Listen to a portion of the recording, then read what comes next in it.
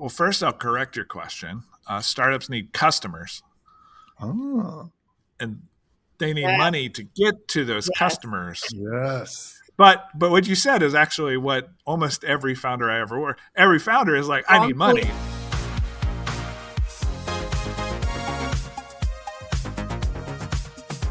Welcome to the Differential podcast. My name is Tyler, and I'm joined by my co-host, Shabana. And today we have a very special guest, Tom Wavering. So Tom is the Chief University Strategy and Innovation Officer at Texas Christian University in Fort Worth, which means he's responsible for inspiring innovation at all levels of the university.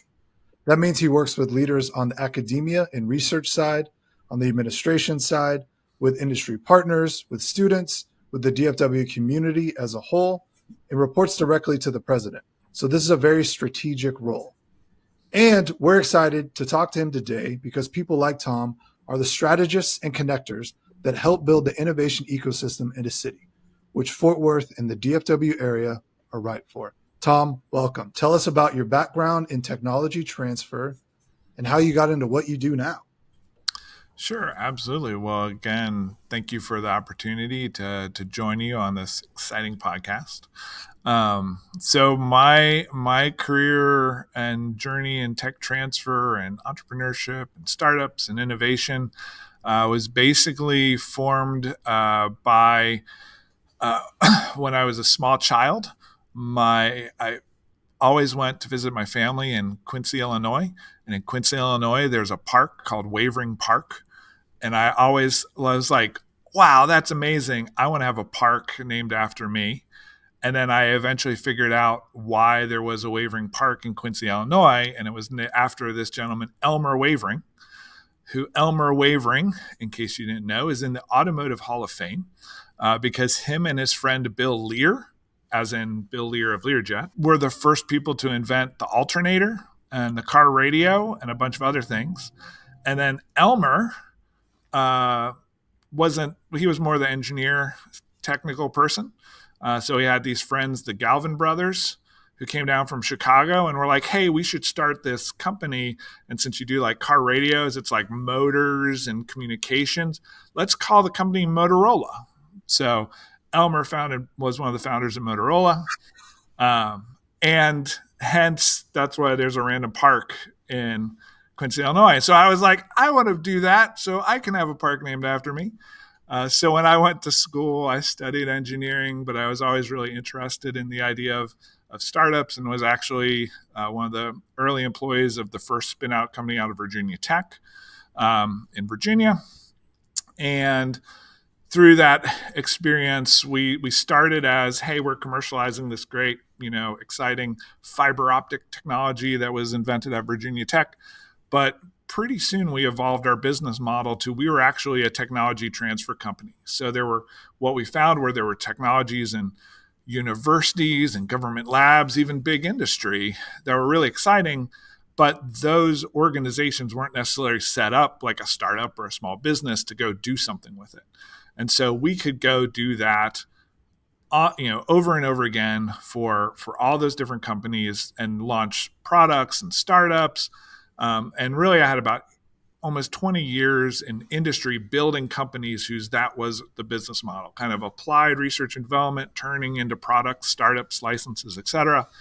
And after doing that for about 18 years, I always thought it would be interesting, and moving from kind of like technical person to like business executive management person, it was always really interesting, but I thought, wouldn't it be cool to be on the other side?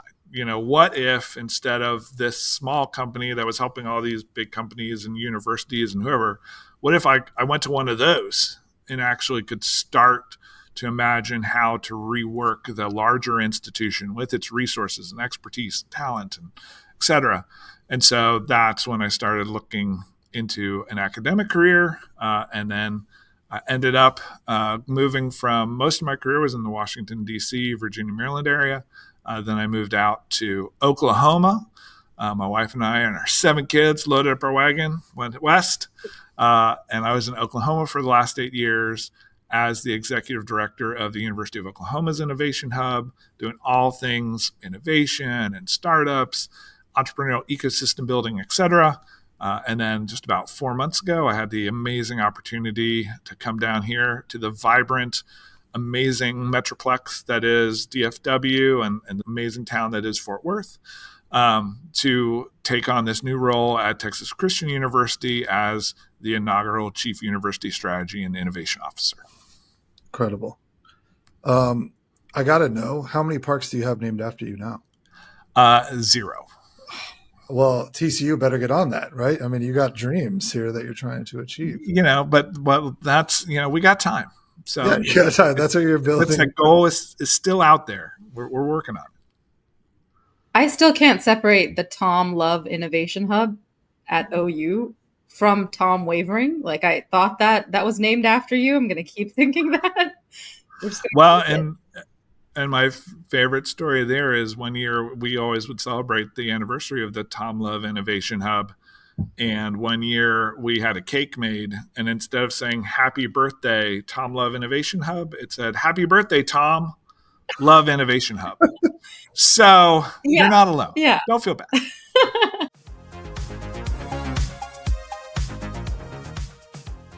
Whenever I'm a startup, like, I need funding, right? That's the most important thing as a startup. I need money. And probably most startups only think of like a couple ways: angel investors and venture capitalists. I know whenever you're in Oklahoma, like, one of the big things you did was get beyond angel investors, venture capitalists, to have startups receive money. So what are those other ways that startups can receive money besides angel investors and venture capitalists? Awesome. Well, first I'll correct your question. Startups need customers. Oh. And they need money to get to those customers. Yes. But what you said is actually what almost every founder I ever worked. Every founder is like, I need money. It's like, right. Nope. you need customers. That's kind of what makes an idea a business, is having customers. But the money is obviously super critical in a path. And one of the things you'll find is, and we dealt with this all the time in my company, is there's this idea of this valley of death, right? You have this great idea and it's awesome, and you need money to prove out the concept. And if you already have proved out the concept and gotten traction and we're scaling and growing, you could probably have all the money you want. But you can't do that. But you can't get there if you don't have the money up here, right? And so you get in this circular loop. And that's especially true, like more and more true with, kind of equity-based investing, whether they're angel investors or venture capital. They are risky investments, but not as risky as you as the founder might want.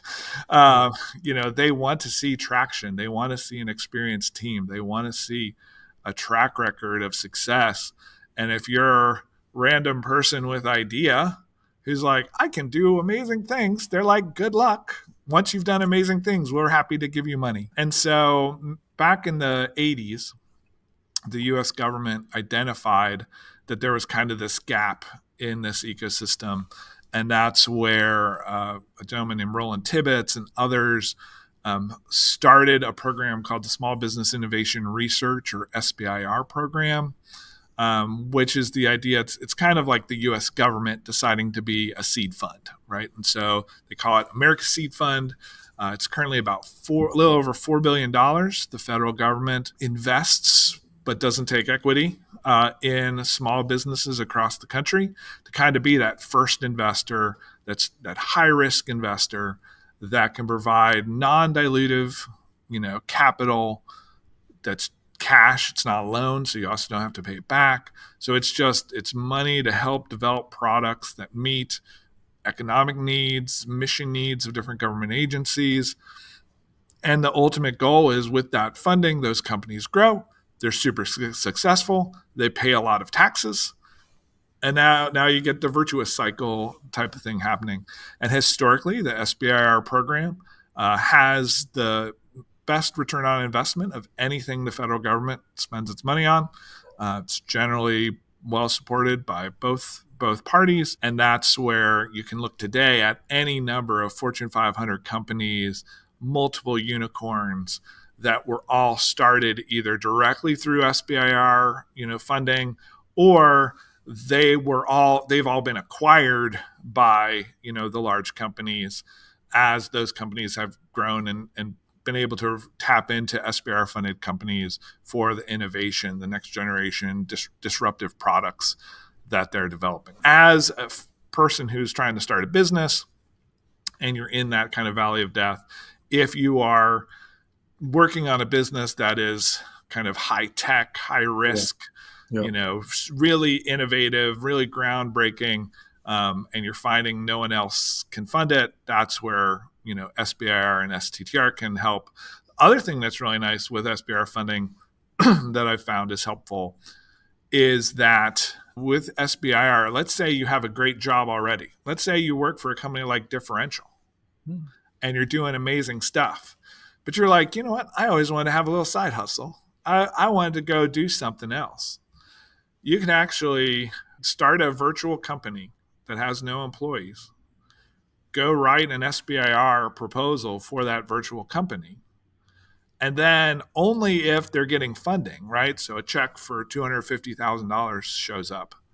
Then you can have the awkward conversation with your boss.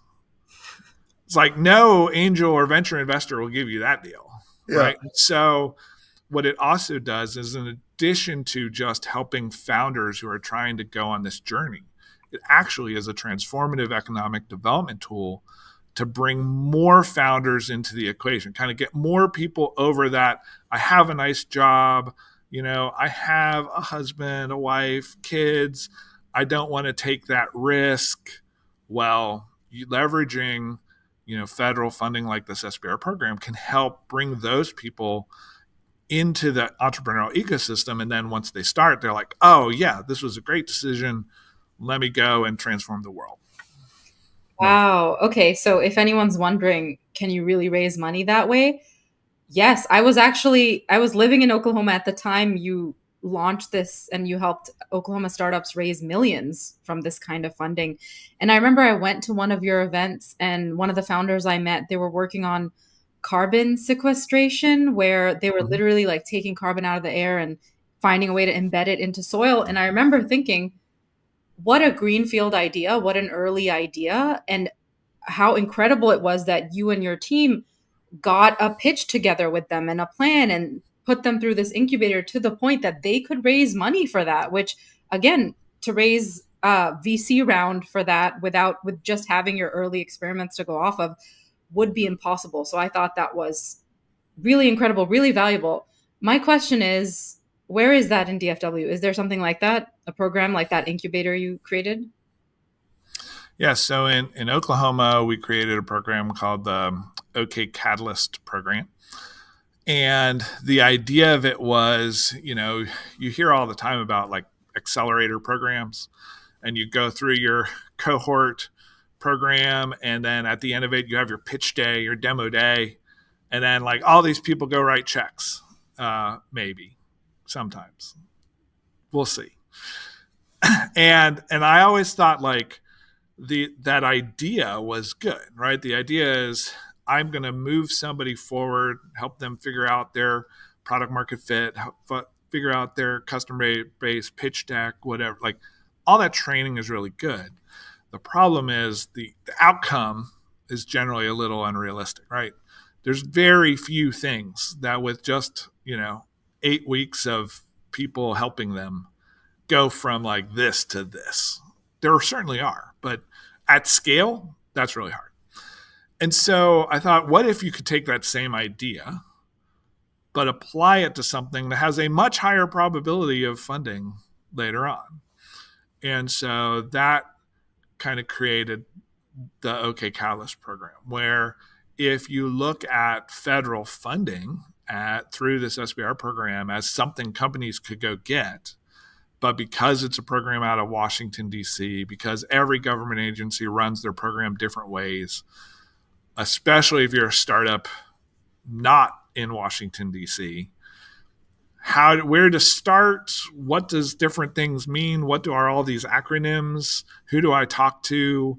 Like, it's super confusing. So what you found were a lot of folks who would like come into town and have a podcast or a webinar or an event on, let's hear about SBIR, and then they'd go away and people would be just as lost. And so the idea was, let's take this accelerator model, have multiple cohorts every year, target the cohorts on different government agencies, because every government agency has their own SBIR program. So have one on Department of Defense, have one on National Institute of Health, we'll have one on NASA, et cetera.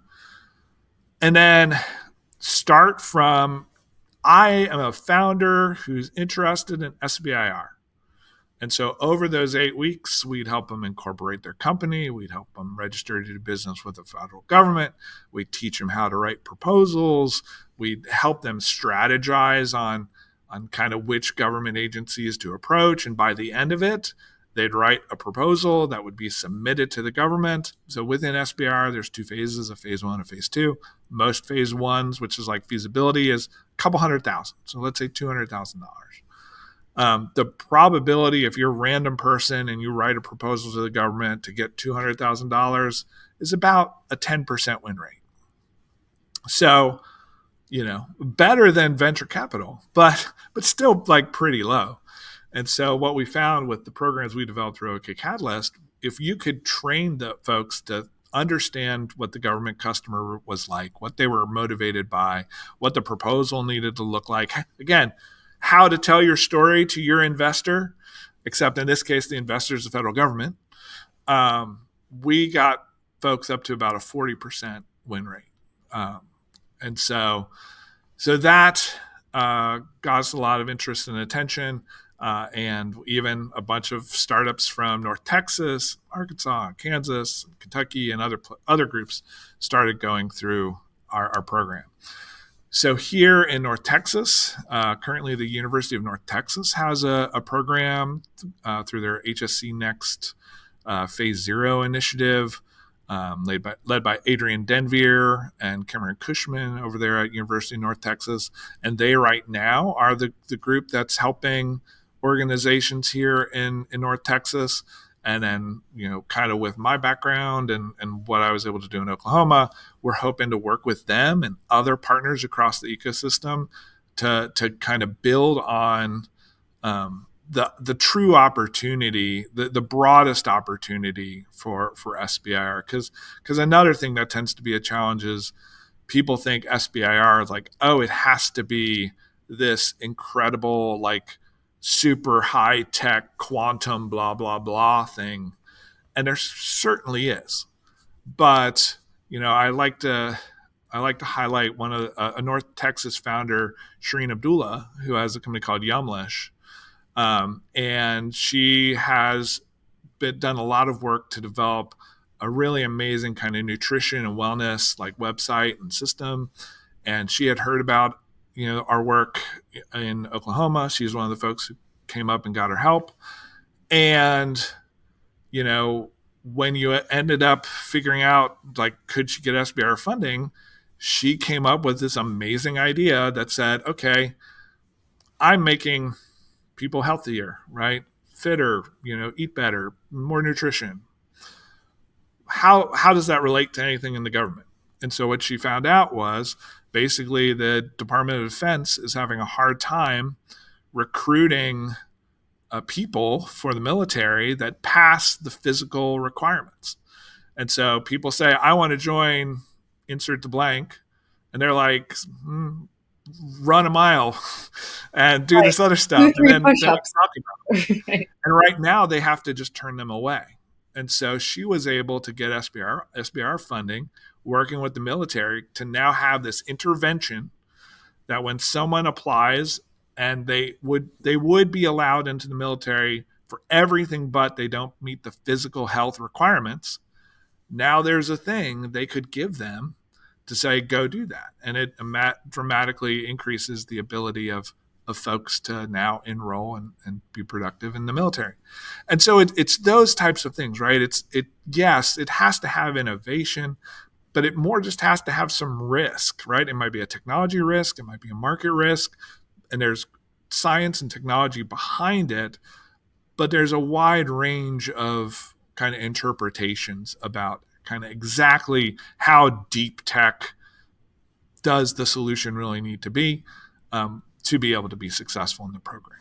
Speaking of amazing ideas, Why did you decide to invest in this? Why did you think, oh, incubator to help companies raise government funding? Because when I first went to Oklahoma, so over the last 8 years I was in Oklahoma, there was tremendous growth in venture capital.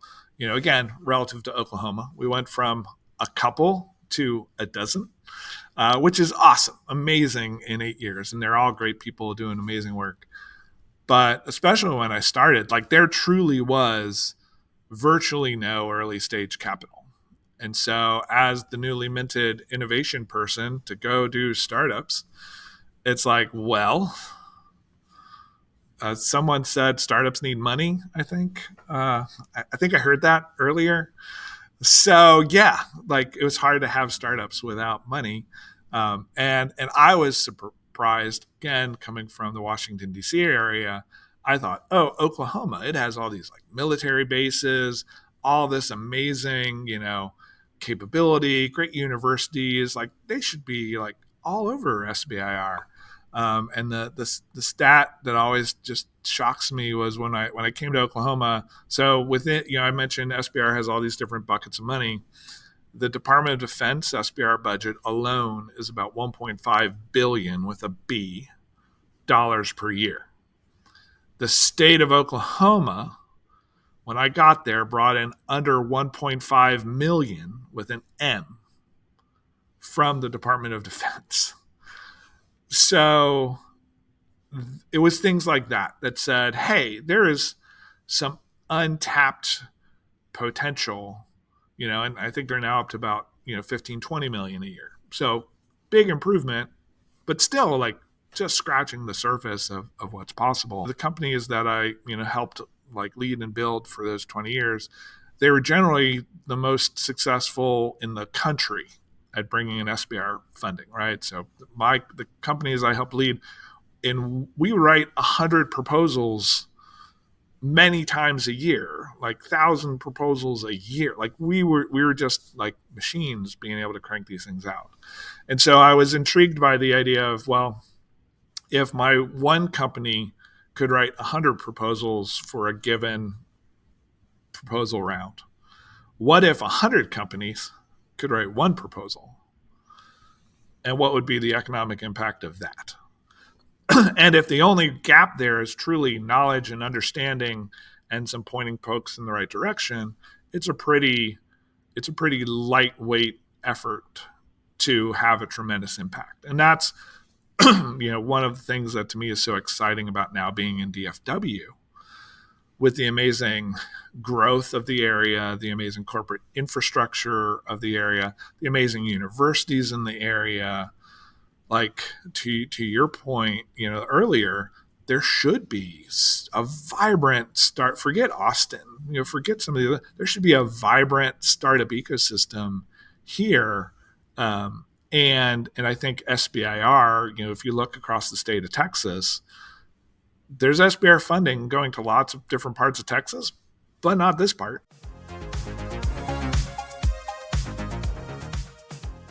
When you think about how to solve the gaps that we're seeing in North Texas and how to help make North Texas better with SBIR, it's a combination of outreach and education. So making sure people know what SBIR is, understand how it can help them. I like to say, the goal isn't to like help people win SBIR. You don't want to make it seem like it's a prize or it's something like that. The goal is, how do you use SBIR, right? Because you're trying to do something, move your company forward. You need a tool to use to do that. SBIR can be a tool. So just like anybody would want to be trained on how to use a tool, I need to tell you there's a tool. Then I need to show you how to use that and apply it to your context, right? So you need programs that can do that. And then stay with those companies as they're successful and they grow or they're not successful, so that they remain part of the ecosystem. And now as they're successful, they can start to mentor other people. They can start to tell other people about the potential of the SBIR program and how it can be beneficial, and attend events like the one you attended, Shabano, to see like, oh, wow, this is what's possible. This is how it helps me. And then it truly becomes an ecosystem, but it's got to start somewhere. Yes. Okay. Love that. So, some thoughts while you were talking. I've noticed like working with ecosystem builders in different cities in the middle of America, big cities like Oklahoma City that are trying to build out tech hubs. One of the things that comes up a lot is that they have these great, top universities. People come to these places from all over the country. And then after they graduate, they go somewhere else because they're looking for jobs. And that doesn't exist the way that they need it to in a place like Oklahoma City. What's interesting is DFW doesn't have that problem. Like DFW has these great universities like TCU that are putting out educated, talented people, and DFW is a hub for Fortune 500 companies. And the stat is like since 2010, 250 corporate headquarters moved here. So highly educated population with a resilient job market. So I think this year it's like 1.3% job growth, while other places are having a declining job market. There's a growing population, there's a growing real estate value. It's like growth on every level. It's one of the fastest growing economies in the US. And so it is kind of strange that like talent, check, money, check, innovation happening at companies, check, innovation happening at universities, check, but there isn't, we're not Austin, we're not a startup hub. And so do you feel that the missing piece, so you said the missing piece, part of that is funding, SBIR, part of that is support. Is there something else? Is there some other way that you would put those pieces together? And I do feel like you did that to some degree in Oklahoma City, because Oklahoma City has now this co-working space that's like an entrepreneurship focused co-working Mm-hmm. space that doesn't exist in Dallas. So in the Dallas part of DFW, I think there's something like that, maybe in Frisco, maybe, but that was one of the things I was kind of shocked by, is I expected by default for that to exist. So why? Well, as the newcomer to DFW, I've been here a little over 4 months, That's so why. I am clearly an expert Yeah. about everything in DFW, and surely please listen to me because clearly I know everything. Intentional sarcasm here. What I've been able to see is that it's culture, right? So do you have a culture of startups, right? So Austin has this vibrant culture of startups. Bay Area, vibrant culture of startups. Other places, vibrant culture of startups. So there it's like it's just default. Like it's in the culture. But if you don't have that, then you almost need to have, I don't want to call it like desperation, but like you need to have a little bit of like, I don't have the option of a great like 6-figure job in a nice neighborhood with great schools and whatever, right? That's the challenge we have in DFW. We are growing. There are so many jobs and so many opportunities that it goes back to what I was saying. Like people are making salaries and companies can't hire enough people and we can't get enough people here. So there's not a big macro influence, and hopefully there won't be, for everyone to say, oh, forget that nice stable paycheck, forget that house mortgage and all that.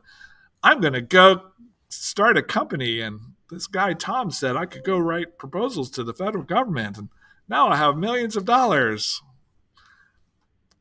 Don't, but like that's the challenge, and so I think when you look at ways we can help that is really looking at the universities and folks who are earlier in their career, because in many ways the happy medium is you have these amazing universities, and I'd say not just here. If you look at places like Oklahoma, most of the students, or in some cases a majority of the students that go to some of those universities in Oklahoma, Arkansas, et cetera, are also from DFW, and they're coming back. So I'm like, my job at OU used to be like, please stay, don't go back. It's terrible down there. You want to come up here. So like we saw it on the other side. Here, they're all coming back, right? And so you're right. That's not the challenge. But the challenge is how do we help people understand at a stage where they're more risk tolerant and entrepreneurial curious that we can get them with the tools and the support and the resources to go try some of these things. And then the great thing is for those who try to do that, we should have an unparalleled network of mentors in industry because we have all these amazing industries. We should have an unparalleled first network of first customers because again we have unparalleled access, right? So we have manufacturing, we have supply chain, distribution, like we have everything we need to scale, grow. That's why companies are moving here. So if we can go back to those students, those folks earlier in their career or at just a point in their career where they're a little bit more risk tolerant and they're willing to take some of those risks, and we can give them the support they need. And so in Oklahoma, the idea, and I think it applies everywhere, is a lot of times when you think about entrepreneurship and startups, you think of programs. You think of, OK Catalyst, go help me write SBR. You think of Techstars and Plug and Play and Y Combinator and accelerators to help me do whatever. Incubators, co-working spaces. And we actually have some co-working spaces here in Fort Worth and around DFW that are done by a number of groups. So they're there, but there's lots of parts. And so to me, the idea is that you need to create a home, right? You think about your home, that's a place you're feel supported. Hopefully you can always go back to. And if you're a place that's trying to develop an entrepreneurial ecosystem and you're this founder who's taking this big risk, if you give those folks a home, and if you can give them a home, they'll stick around, they'll learn, they'll do better because they have people around them like saying, oh, well, don't apply to blah because they're awful. You should apply over here, right? There's all that peer knowledge and expertise that you get in a place, again, with a culture like in Austin, a culture like a Bay Area, that if you create a home, and maybe that's a physical space, maybe that's a programmatic space, maybe that's just a text chain, can be lots of different things for different folks, but just someplace that when you go and apply to Y Combinator and you get in, you have people who can celebrate. When the same people apply to Y Combinator and get rejected, you can be like, oh yeah, Y Combinator is terrible, but hey, let's work on your pitch deck because it was worse. And kind of iterate, and then they do it again, and then you celebrate, right? It's a lot of times we, as kind of in the university side, like universities are famous, like we love things that begin and end with semesters. So don't try to do your startup in the summer, or do your stuff in the summer because that's when we don't have anything else to do. But don't try to do it in the fall or the spring because now we have classes, right?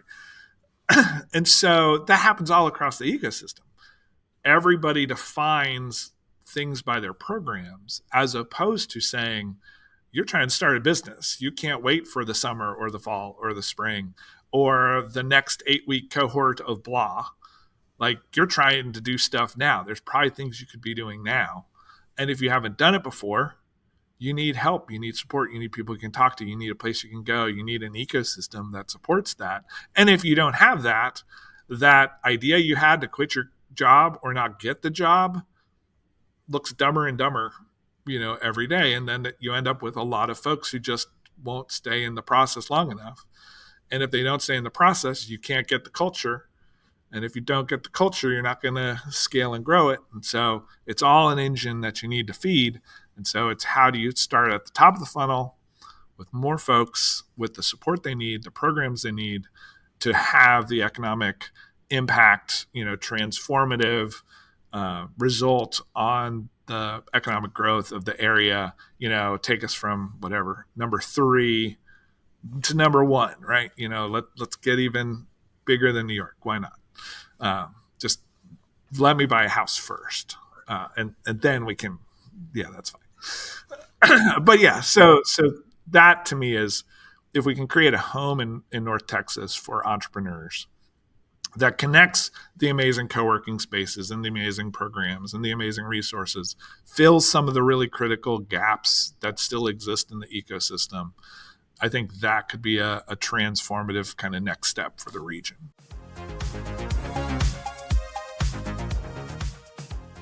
So I know you've only been here for 4 months, but what unique advantages does like DFW have to foster this entrepreneurship in this ecosystem that you've been talking about?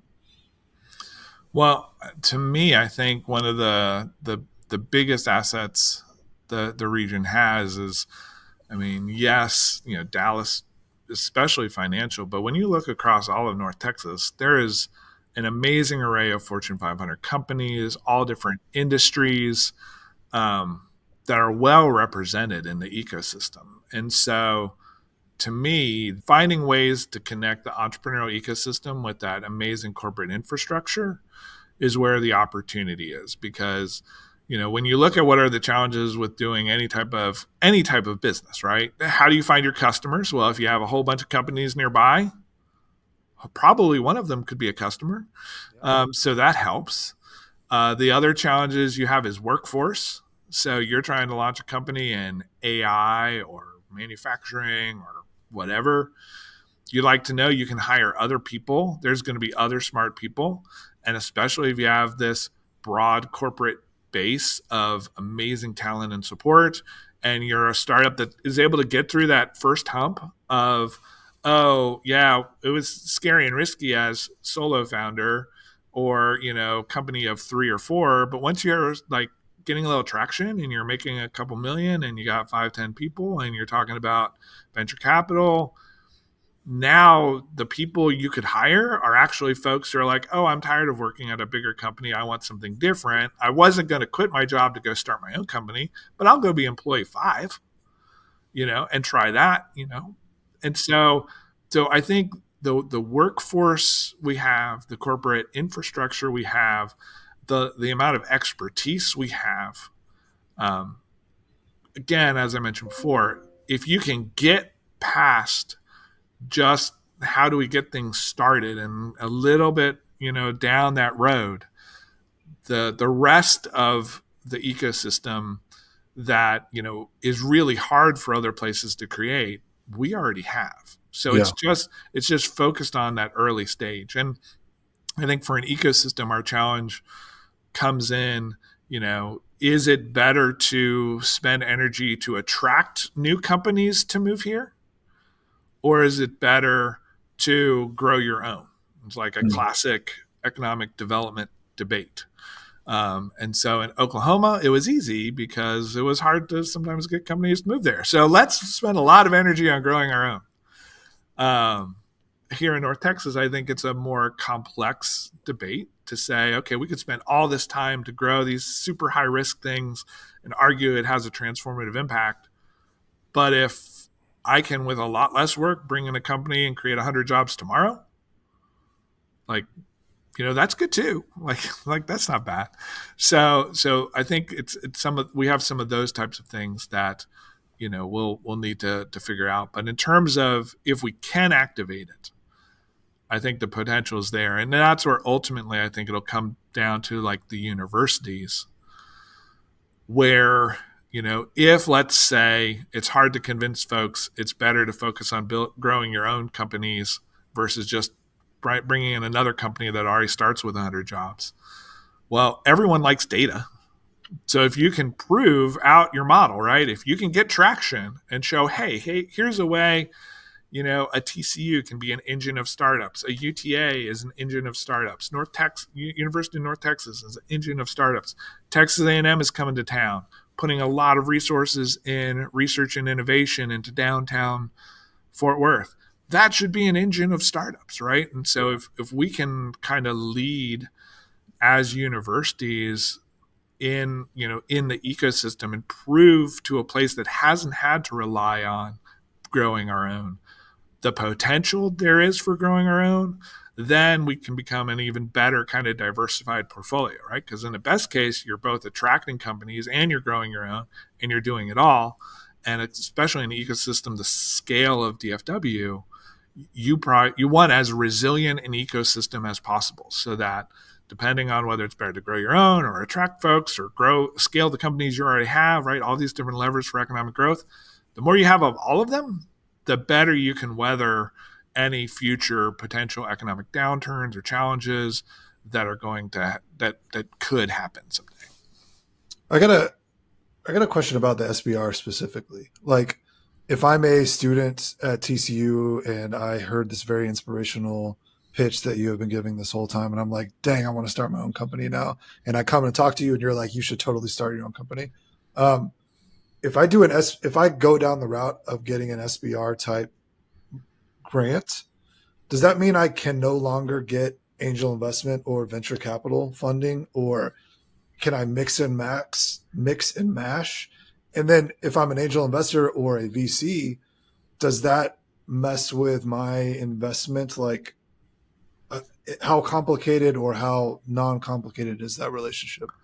So I'll give you a couple answers and a story. Great. So the answers would be, SBR is not dilutive, right? So the funding you get won't affect your cap table or anything. It is a federal grant.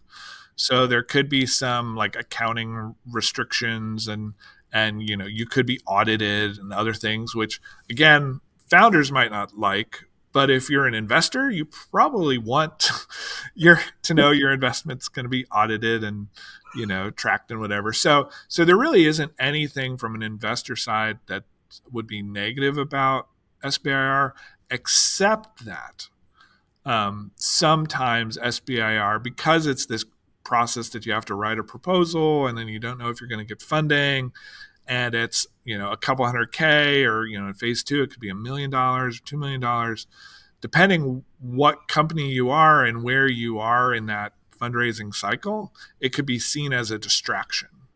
It's like, no, I gave you $1 million. Don't mess around writing proposals, because there are companies that literally just all they do is write grants and they don't ever do anything with it. And that's, again, that kind of win SBIR mentality versus use SBIR to grow your company and generate economic impact. When it comes to, when you're looking at as an investor in SBIR, as long as it is truly aligned with what the business is trying to do, it can be an amazing resource, right? It can make your investment go further, because as an angel investor, if I put $1 million into a startup and then the federal government puts another $1 million in, great. I just might got a better investment, with no effect on cap table, et cetera. And so it should be a really amazing resource for founders. It's also a good resource if you imagine a lot of times when you're raising capital for companies, there might be points in your growth where you could get squeezed by your investors because they know you need money and they know they have the money. And I'm sure they're all benevolent and kind and caring and generous. But every once in a while, there's a rare one that might not be, because they're running a business and they need to make money and they have investors. So what SBIR can be is actually a lever for the founder, where if you're running out of your investor money, but you won an SBIR grant, now you're not as desperate. You have more time. So it can help put you in a stronger negotiating position. So that's all kind of the investor story. But I think the bigger story when it comes to kind of investors and SBIR, and you were talking about students, is, a point I was making earlier is that when it comes to early stage investment, there's a lot of venture capital angel investors who are like, I will do early stage investment. But what they really mean is early stage, maybe technology, not early stage founder. Yes. And one of the things people forget about something like SBIR is, yes, is it money to grow your business, to develop your product, to de-risk your technology, your market? Absolutely. But is it also a way for you to grow as a founder and build out your team and hire other people? Absolutely. And so, a story I like to, share. I'll highlight one of the startups that kind of went through our program. So there was a PhD student at the University of Oklahoma named Blake Herron, and Blake, PhD in material science, and he saw we had all these programs. Crazy bright guy. He was like, "I want to do a startup," and it's like, "Oh, cool. What do you want your startup to be?" And he's like, "Well, I like 3D printing." It's like, great, awesome. 3D printing. Yeah. Startup. Great. What about 3D printing and startups? It's like really interesting 3D printing startup. And again, his background was in material science, polymer science, 3D printing. So like nanocomposite 3D printing. It's like, okay, great. Again, for what? But he went through our programs. It's like, hey, let's start. He should be a good fit for SBIR. While he still was pursuing his PhD, he formed his company, and the first funding he was able to secure was from the Air Force, because the Air Force was facing a problem where they had all these parts that were rare and from old aircraft, and they needed a way to like rapidly make these replacement parts for old aircraft. And Blake saw that. It's like, oh, I can do that. I can use my nanocomposite printing. Him and his co-founder Ryan Cowdery, who was also from the University of Oklahoma, also in engineering, were like, hey, we can go do that. And they won the proposal, and they showed that you could do this nanocomposite 3D printing and deliver different types of mechanical properties, to be like steel, even though it's this polymer nanocomposite thing. And that was great.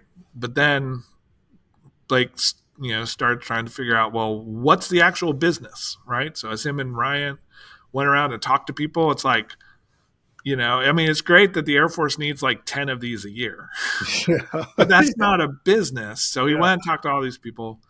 It was really hard. Nothing was really obvious. And so then it's like, well, let's try another SBIR. So NASA had an opportunity where they were interested in folks who could 3D print heat shields for spacecraft. And they said, hey, this what we're doing for tailoring the mechanical properties, we could probably put something else in and tailor the thermal properties. So they wrote a proposal to NASA, and again, funding from NASA to start doing 3D printed heat shields. And it was great. Technology is working, but same problem. They're starting to say, like, well, great. How many spacecraft today need 3D printed heat shields? Okay, what's the business model, et cetera? It was really hard. And so they were there, through this entrepreneurial journey, wanted to do the startup, wanted to do 3D printing, got some money from the Air Force, got some money from NASA, maturing the technology. Meanwhile, Blake and Ryan are going around and talking to everybody, gaining so much expertise around industry, market, connections, et cetera, truly developing themselves, as founders, as CEO, CTO, et cetera. And that's when they realized, oh, wait a minute. If I can 3D print things with mechanical properties, and the same thing can 3D print things with thermal properties, I can 3D print spaceships. So the same system can print these complex materials that have both those properties. And so now, fast forward to today, they are still working on their 3D printed spaceships. In the meantime, they're helping as the U.S. tries to grow its capability and develop more hypersonic technologies. They're actually making hypersonic test vehicles for all the different government agencies and defense contractors looking at that market. And then they're in conversations with a lot of the groups in California and other places for like the next generation of space technologies, because they truly have this very kind of groundbreaking difference of performance, cost, etc. And they just closed their first $2 million like initial like seed round, and so now they're off and scaling and growing, and SBIR helped them mature not just the technology, but understand the business, understand the marketplace, understand their value proposition, understand who the customers are, all so that eventually they got to a point where now they could go talk to investors who saw all that knowledge, who saw all that progress, who saw somebody gave you money, this is what you did with it. Somebody gave you money, this is what you did with it. Like, that's what investors want to see. Call it venture capital, call it an SBIR grant. If you can prove that we can do that, then people are going to invest. And now they just saw that with their, first raise. And that's just one of literally dozens and dozens and dozens of stories we saw in Oklahoma. That, again, I hope part of kind of what we're going to be doing at TCU is help drive even more of that, here in North Texas. So speaking of TCU, I got one more question that Shabana's got one. Do you have any insights on like what industries in Fort Worth at TCU are going to be working with more or less than others?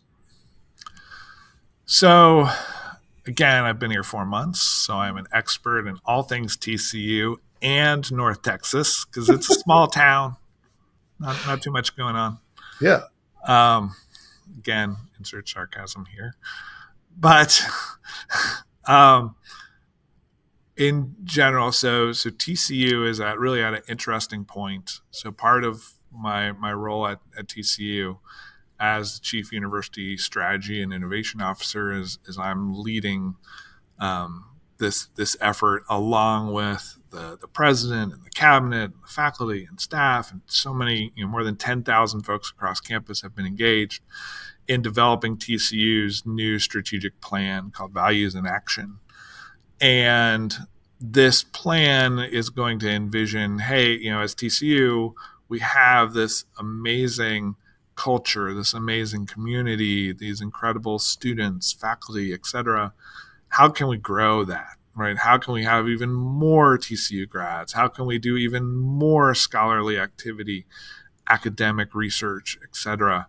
And that's really what's envisioned in the plan. And a big part of that plan, especially when it comes to like research and innovation, is looking at how do we as an institution build even more deeper relationships with the companies and community organizations here in our backyard, and do that in a very kind of intentional and meaningful way. And so when you look at, some of the places and industries that we're looking at, where the opportunity exists in the corporate fields, I think there's a number of intersections in places like AI, cyber, informatics, analytics. That's, more and more and more across all businesses. That's especially here in DFW. A lot of those businesses, even the fintechs to, the defense contractors to everyone, they all kind of play in that space. So I think there's a lot of opportunity there. There's also, especially here in Fort Worth, we have a strong aerospace and defense and kind of manufacturing and supply chain kind of focus. So I could see doing more in those types of areas. And then the other thing, is something like health, right? TCU, we just opened our new medical school a few years ago, and it's having an amazing impact. TCU already has an extremely high reputation around nursing, and our pre-med program in our undergrad is actually one of the best pre-med programs in the country. And so, like, we have a lot of these great elements around health that when you look at, places like parts of Fort Worth the 76104 area code that has the worst maternal health outcomes in the nation.